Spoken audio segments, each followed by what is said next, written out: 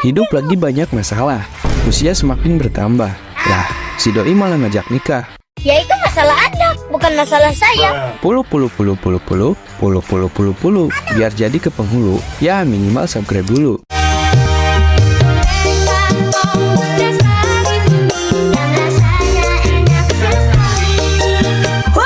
Di awal cerita, kita diperkenalkan dengan tokoh utama seorang remaja SMA bernama Yusuke Urameshi. Terlihat dia sedang berada di lokasi suatu insiden kecelakaan. Ketika Yusuke menghampiri si korban, dia terkejut mendapati bahwa korban itu adalah dirinya sendiri. Tiba-tiba seorang wanita datang sembari menangis histeris. Dan dari sanalah Yusuke menyadari bahwa dirinya telah mati. Alur mundur ke 4 jam sebelum kejadian, di sini kita diperlihatkan sebuah lubang raksasa yang kira-kira seukuran lapangan sepak bola. Dari dalam lubang itu keluar makhluk misterius yang merupakan serangga iblis bernama yokai. Berpindah pada Yusuke yang sedang bolos pelajaran, sembari menghisap sebatang surya eceran. Hal itu membuat seorang wanita bernama Keiko datang kemudian memberitahu jika Yusuke diminta menemui guru. By the way, si cewek ini adalah sahabat Yusuke dari kecil, yang nangis di awal cerita tadi ya bre. Merespon hal itu, Yusuke dengan santai pergi dari tempat itu. Scene berpindah pada sekelompok siswa yang terlihat sedang melakukan aksi pembulian. Beberapa saat kemudian, Yusuke pun datang untuk menghentikan tindakan mereka. Meski digambarkan sebagai siswa nakal, ternyata Yusuke cukup mempunyai empati dan tidak menyukai perilaku penindasan semacam ini. Namun karena label anak bandel yang sudah melekat kuat, seorang guru yang mencoba melerai justru malah seujon. Yusuke pun malah dimaki sembari dikatai mandesu sama tuh guru. Namun Yusuke yang punya prinsip tidak mau diatur malah bersikap tengil pada si guru, lalu pergi seolah tak peduli.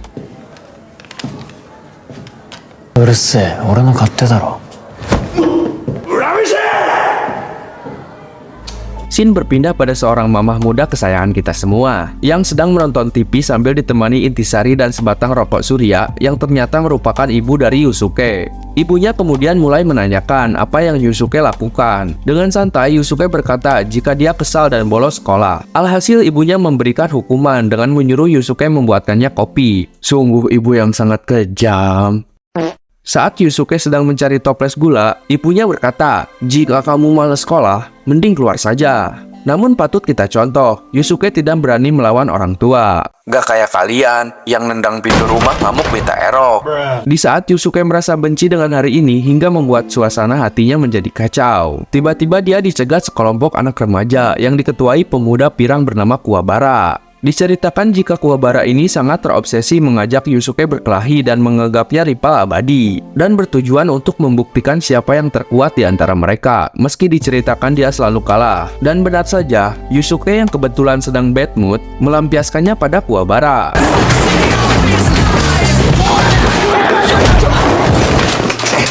Namun kita patut memuji Kuwabara, meski terkesan keras kepala, dia mempunyai sifat pantang menyerah. Meski selalu kalah, bahkan kini wajahnya bonyok parah. Menyadari Kuwabara tidak akan berhenti, Yusuke kemudian pergi tanpa dia sadari.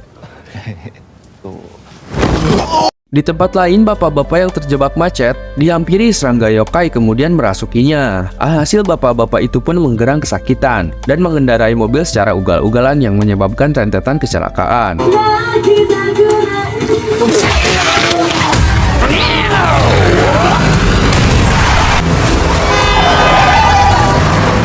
Kembali pada Yusuke yang memasuki kedai ramen milik keluarga Keiko. Beberapa saat kemudian, Keiko pulang bersama teman-temannya. Namun keberadaan Yusuke membuat teman Keiko tidak nyaman dan memutuskan pulang duluan. Menyadari itu semua karena Yusuke, yang sebelumnya di sekolah kedapatan merundung seseorang, Keiko pun mulai memarahinya karena dia tahu jika niat Yusuke membela korban. Namun membuat seisi sekolah salah paham karena Yusuke hanya diam. Melihat respon Yusuke yang tak peduli dengan perkataan, Keiko pun merasa muak dan berkata jika dia tidak akan peduli lagi. Namun seperti biasa, Yusuke dengan cuek malah pergi sambil ngomongin Keiko si usil jelek. Namanya anak gadis yang gak terima dikatain jelek, Keiko pun membalas dengan berkata, dasar anak nakal, mati saja kau. Seperti apa kata nenek kita, Kalau ngomong jangan sembarangan. Benar saja, setelah Yusuke pergi, dia mendapati sebuah mobil melaju dengan kecepatan tinggi. Namun ketika Yusuke menyadari ada seorang anak yang akan tertabrak, tanpa pikir panjang kemudian dia menyelamatkannya.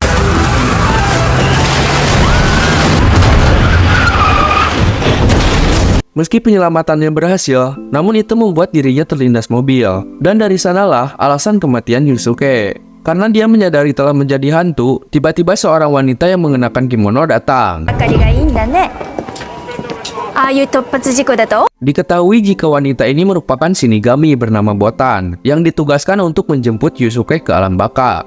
Namun Yusuke justru malah memarahinya dan pergi dari sana. Sebagai arwah penasaran, Yusuke pergi untuk memastikan jika kematiannya tidak sia-sia. Ketika melihat anak yang dia tolong selamat, Yusuke pun meminta Botan untuk membawanya pergi. Tak peduli mau masuk surga atau neraka. Namun di sini Botan bercerita jika Yusuke takkan bisa memasuki keduanya akibat kematian yang tidak normal. Dia lalu memuji aksi Yusuke, sembari berkata jika kasus macam ini merupakan anomali yang mustahil dan ada 100 tahun sekali. Kemudian Botan mengajak Yusuke menemui bosnya untuk mendapat penjelasan lebih lanjut.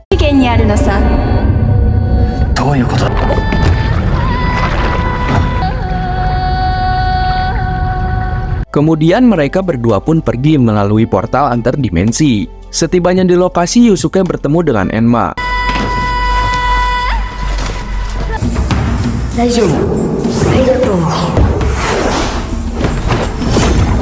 Diketahui jika Enma ini merupakan entitas yang bertugas menentukan seorang arwah untuk dikirim ke surga atau neraka, sesuai amal perbuatannya di dunia. Setelah berkenalan, Enma kemudian menjelaskan jika Yusuke tidak dapat memasuki keduanya. Akibat kematian Yusuke merupakan anomali yang bahkan mustahil terjadi 100 tahun sekali.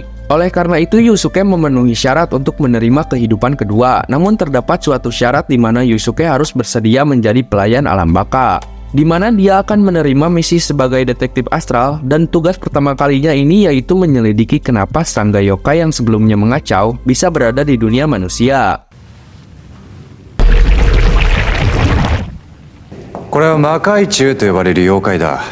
Namun secara mengejutkan Yusuke menolak tawaran untuk dihidupkan karena dia beranggapan jika kematiannya mungkin membuat orang-orang senang. Belum lagi Yusuke tidak terima jika hidupnya harus diatur oleh Enma.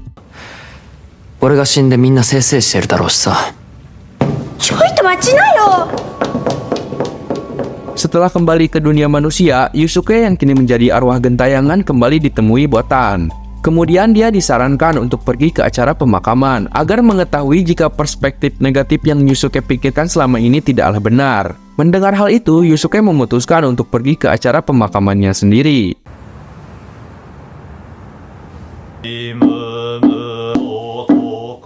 Setibanya di lokasi, Yusuke menyaksikan jika siswa yang sebelumnya dirundung kembali mendapat bulian. Terlihat siswa itu berniat memberikan uang duka, tapi malah diejek dan dimaki-maki. Lalu Kuwabara yang datang untuk melayat jelas sangat murka karena mendapat aksi tak terpuji di acara pemakaman rivalnya.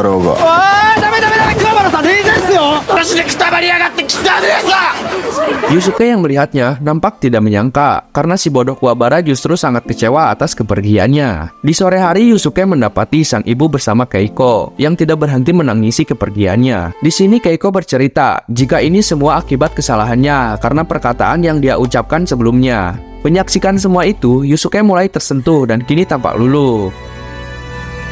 Di malam hari, Yusuke pun pergi menemui Keiko di kamarnya. Sambil menghapus air mata Keiko, Yusuke berkata agar Keiko jangan terbebani dengan ucapan yang dia katakan. Merasakan kehadiran Yusuke, Keiko pun terbangun, kemudian pergi ke rumah Yusuke. Dan dari sanalah Yusuke menyerah menjadi hantu, dan mulai menanyakan kepada Botan apa yang harus dilakukan agar dapat hidup kembali. Mendengar hal itu, Botan pun senang dan pergi untuk meminta konfirmasi dari Enma. Di tempat lain terjadi kekacauan hingga terjadi kebakaran yang disebabkan oleh serangga yokai merasuki siswa yang sedang dibuli.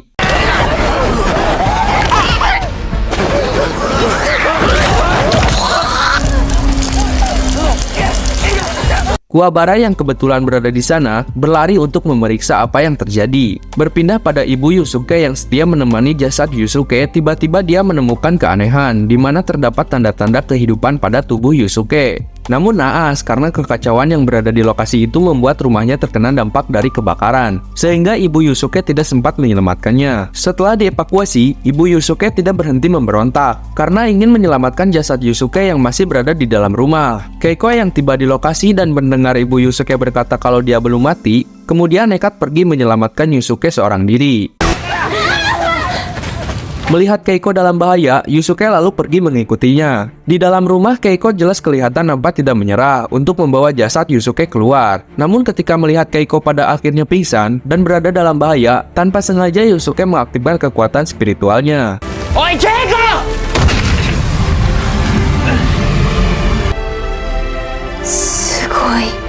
Kemudian Yusuke meminta Enma untuk menghidupkannya kembali saat itu juga, dan berkata jika dia bersedia mengikuti setiap ucapan dan perintah darinya. Mendengar permintaan itu, Enma kemudian menggunakan kekuatannya dan membangkitkan Yusuke dari kematian. Yusuke yang menyadari dirinya telah hidup kembali, kemudian bergegas membawa Keiko pergi. Setibanya di luar, Yusuke yang tidak sempat menjelaskan menyerahkan Keiko pada ibunya. Kemudian dia bergegas pergi untuk melakukan misi pertamanya, sebagai detektif astral dan ditugaskan untuk menghentikan kekacauan yang disebabkan serangga yokai. Di tempat lain, Kuwabara bersama teman-temannya terlihat dibuat tak berdaya oleh yokai yang merasuki teman sekolah Yusuke.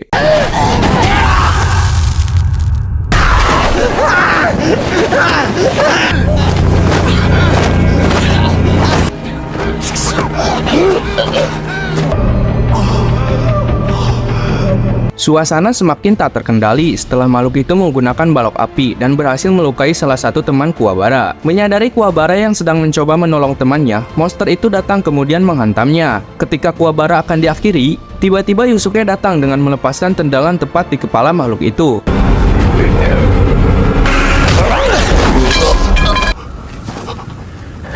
Dalam keadaan linglung, Kuwabara nampak bingung setelah melihat Yusuke yang telah mati kini telah hidup kembali. Kemudian Yusuke berusaha menyadarkan teman sekolahnya yang telah dikendalikan yokai. Di sini Enma memberitahu jika temannya itu telah hilang kendali dan Yusuke harus sesegera mungkin mengeluarkan parasit dari tubuhnya. Karena jika terlambat, teman sekolahnya itu akan menjadi yokai seutuhnya.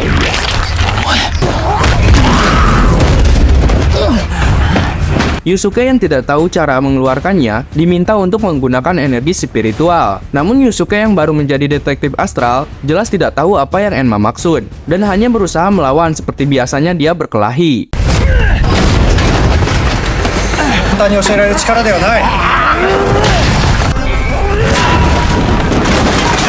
Situasi semakin tidak menguntungkan ketika makhluk itu mulai mampu merubah bagian tubuh dengan menajamkan lengan kiri seperti pedang.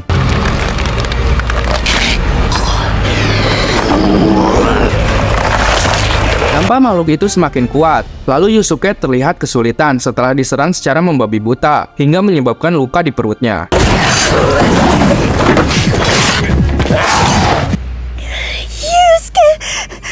Ketika Yusuke berusaha melarikan diri, terjadi sebuah tragedi, di mana tabung gas yang bocor menyebabkan ledakan dan membuat Yusuke terpental.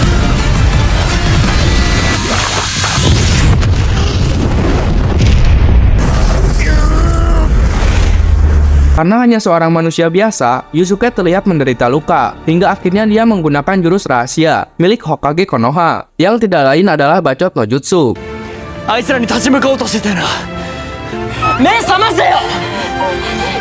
Tidak disangka cara itu cukup efektif dan membuat teman sekolahnya itu kembali ke wujud manusia. Tidak menyia-nyiakan kesempatan, Yusuke kemudian mengakhiri pertarungan dengan tidak sengaja mengeluarkan energi spiritual di genggaman tangannya.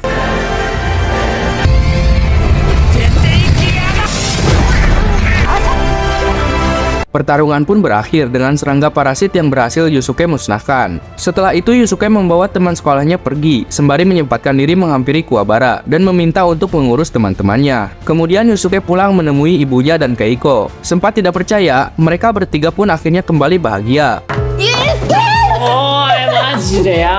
Berpindah pada Enma dan Botan, di mana di sini Enma menjelaskan tentang misi selanjutnya yang akan Yusuke hadapi, tentang 3 yokai kelas A yang akan menjadi lawan Yusuke selanjutnya. Namun Enma tidak memiliki pilihan akibat 3 artefak yang telah dicuri dan harus segera direbut kembali untuk menghindari adanya kejahatan akibat penyalahgunaan benda tersebut. Terlihat benda itu merupakan sebuah bola, cermin, dan pedang, yang masing-masing memiliki kegunaan khusus. Scene berpindah pada monster yokai yang dibantai secara brutal oleh seorang pria dengan teknik pedang yang mengesankan.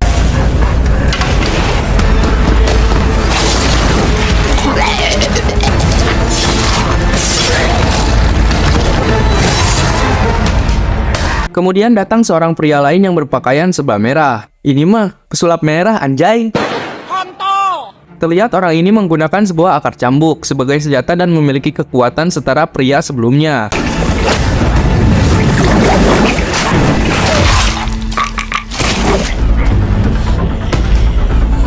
Dan yang terakhir, ditampilkan juga sesosok makhluk mirip Hellboy, yang sepertinya mereka bertiga adalah satu komplotan.